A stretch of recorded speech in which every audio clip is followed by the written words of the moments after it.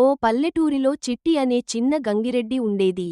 అది చిన్నదే అయినా తెలివితేటల్లో మాత్రం పెద్దవాళ్లను మించిపోయింది. ఊరిలో ఉన్న మేకలని, కుక్కలని అదే గైడ్ చేసేది. ఒకరోజు ఊరిలోకి దొంగల బృందం వచ్చింది.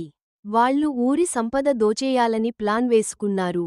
వాళ్ళ మాటలన్నీ చిట్టికి వినిపించాయి. వెంటనే ఊరంతా తిరిగి, దొంగలు వచ్చారు, దొంగలు వచ్చారు అంటూ అరవసాగింది. మొదట్లో ఎవరూ నమ్మలేదు. ఇది పిచ్చి గంగిరెడ్డి అని కొట్టిపారేశారు. కాని ఆ రాత్రే చిట్టి మేకల్ని సిద్ధం చేసింది. మేకలు మేకెలా మేకెలా అంటూ అరవటం మొదలుపెట్టాయి.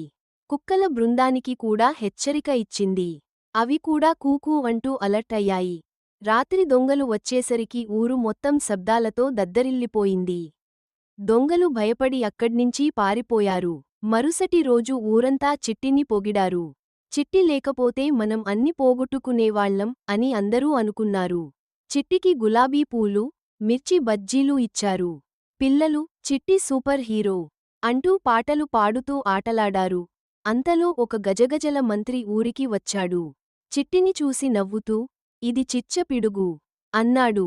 ఇంత తెలివైన జంతువు నేను ఎప్పుడూ చూడలేదు అంటూ జిల్లా గౌరవ పతకం ఇచ్చాడు. ఇక చిట్టి ఊరిలో మేయర్ టైప్ అయింది. ఎవరికైనా ఏ సమస్య, పెళ్లి అయినా, పందిరి గడువు అయినా మొదట చిట్టినే అడుగుతారు. మన పెళ్లి ఏ రోజున పెడితే మంచిది చిట్టీ అంటే, అది ఒకసారి మూ అంటే ఓకే, మూడుసార్లు మూ అంటే వేరే డేట్ వెతుకుతారు. ప్రతిరోజూ చిట్టికి పెరుగు, మిఠాయిలు లాంటి ప్రసాదం తీసుకెళ్తారు. చిట్టి ఒక్కొక్కసారి నవ్వుతూ టిక్టాక్ స్టైల్లో ఫన్నీ మోషన్స్ చేస్తూ ఉల్లాసంగా తిరుగుతుంది. చివర్లో ఓ చిన్న పిల్ల ఐ లవ్ యూ చిట్టి అన్నప్పుడు చిట్టి మూ మూ మూ అని ముద్దుగా బదులిచ్చింది. ఊరంతా చిట్టి గంగిరెద్ది జిందాబాద్ అంటూ హర్షధ్వానాలు చేస్తూ కథ ముగిసింది. నోరు తెరిచి సంతోషంతో నవ్వుతున్న ముఖం.